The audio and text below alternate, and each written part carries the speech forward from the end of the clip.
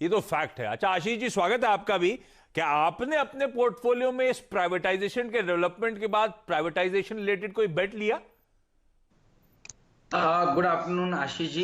देखिए, हमने तो जो सबसे ज्यादा फोकस किया वो दो चीज पे किया। एक था स्टेट बैंक ऑफ इंडिया और दूसरा हमने फोकस किया पीएसयू बैंक 20 के अंदर में, क्योंकि वहीं पे आपको सबसे ज्यादा वेटेजेस आप देखेंगे। जो टॉप क्वालिटी बैंक्स है, state bank of India, bank of Baroda, इनका वेट काफी ज्यादा था, तो वहां पर पे फोकस किया। ये जो स्पेसिफिक 3-4 नाम का भी आया उन पे हमारा इतना ध्यान नहीं रहा, बट ओवरऑल हमने जो फोकस किया, जहां पर मानते हैं कि बड़ा रीरेटिंग हो सकता है, जैसे कि स्टेट बैंक ऑफ इंडिया जो करीब 10-11 साल से कंसोलिडेट कर रहा था अपनी एक रेंज में 370 से लेकर 150 की, उस रेंज को जैसे इसने क्रॉस किया तब हमने इसके ऊपर काफी बार बाय भी दिया। और अभी भी हमारा मानना है कि बड़ी रीरेटिंग कहीं हो सकती है तो वो स्टेट बैंक ऑफ इंडिया जैसे स्टॉक के अंदर में बनी हुई रह सकती है। ये जो आपने नाम लिया एसबीआई और आप कह रहे हैं पीएसयू बैंक 20 जो है, इनमें अभी भी खरीदारी करने के आशीष मौके हैं क्या? बिल्कुल है आशीष जी, क्योंकि देखिए सबसे पहले दो बात समझनी चाहिए कि मार्केट जो है वो साइकिल में ट्रेड करता है, और दूसरी बात मार्केट का जो फोकस था वो पिछले 3-4-5 सालों से इन कंपनीज की तरफ एक नेगेटिव रुझान बना हुआ था, और वो ट्रेंड आपने अभी बदलते हुए देखा। ग्रोथ से कहीं ना कहीं वैल्यू ड्रिवन, वैल्यू के रिलेटेड स्टॉक्स के ऊपर फोकस आया, और जैसे ये फोकस इन कंपनीज पे पड़ा तो ये सबसे बड़ी की beneficiary state bank of India जैसी कंपनी होती है। तो यहां पर पे टेक्निकली आप देखेंगे 2010 में जो भाव हुआ करता था वो 350 हुआ करता था, नीचे में 150 रुपए तक स्टॉक गया, और इवेंचुअली 2021 में ये ब्रेकआउट आपको 370 के ऊपर आता हुआ देखने को मिला। तो मेरे ख्याल से 10 साल का जब कंसोलिडेशन कंप्लीट हुआ है तो ये स्टॉक कहीं ना कहीं 550 रुपए की ट्रेजेक्टरी में एंटर होता हुआ आपको नजर आएगा। मैं समझता हूं 370 के स्टॉप लॉस के साथ positionally state bank of India के अंदर एक लॉन्ग पोजीशन बनानी चाहिए।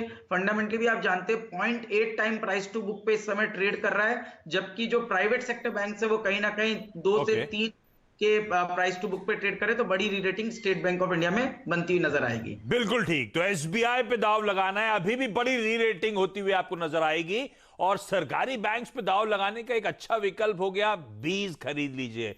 पीएसयू बैंक 20 जिसमें एसबीआई 30% एक्सपोजर रखता है, bank of Baroda, PNB, Canara bank मेरे ख्याल से 15 से 16% का वहां पे एक्सपोजर है। तो इन लार्जली 4 बैंक्स और बाकी सब पे थोड़ा बहुत वेटेज आपको मिल जाएगा, और वो ज्यादा बेहतर तरीका हो सकता है इस पीएसयू बैंक्स के मोमेंटम को राइड करने का। लेकिन इंटरेस्टिंगली आशीष ने एसबीआई की बात करी, और गौरांग सर की भी सबसे प्रेफर्ड बेट अभी भी एसबीआई बना हुआ है। गौरांग सर, किन स्टॉक्स पे, किन सरकारी बैंक्स पे आप दाव लगाओगे फंडामेंटली? तो आशीष, 2 या 3 हफ्ते पहले ही स्टेट बैंक पर राय दी थी, 280 के आसपास, 300 के आसपास भाव था, 465 480 का लक्ष्यांक दिया था। तभी तिमाही नतीजे, तीसरी तिमाही के नतीजे नहीं आए थे।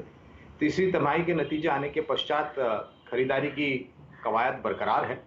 लक्ष्य को हमने ऊपर के तरफ खींचा है और करीबन 520 का एक साधारण सा लक्ष्य रखा है। मुझे पूरी उम्मीद है कि नतीजों के आधार पर इसको भी हम ऊपर की तरफ लेके जाएंगे। और दूसरा विकल्प है बैंक ऑफ बड़ौदा। यहाँ पर आपको याद होगा कि विजया बैंक और देना बैंक का विलय हुआ था बैंक ऑफ बड़ौदा में। उसके पश्चात बैलेंस शीट पर थोड़ा बहुत बोझ बढ़ गया था ग्रॉस और नेट एनपीए और प्रोविजनिंग को लेकर के, लेकिन जैसे जैसे समय बीतता गया परिस्थिति में सुधार हुआ, नतीजों में भी सुधार हुआ, और हमने बैंक ऑफ बड़ौदा के शेयर के दामों में भी सुधार होते हुए दिखा।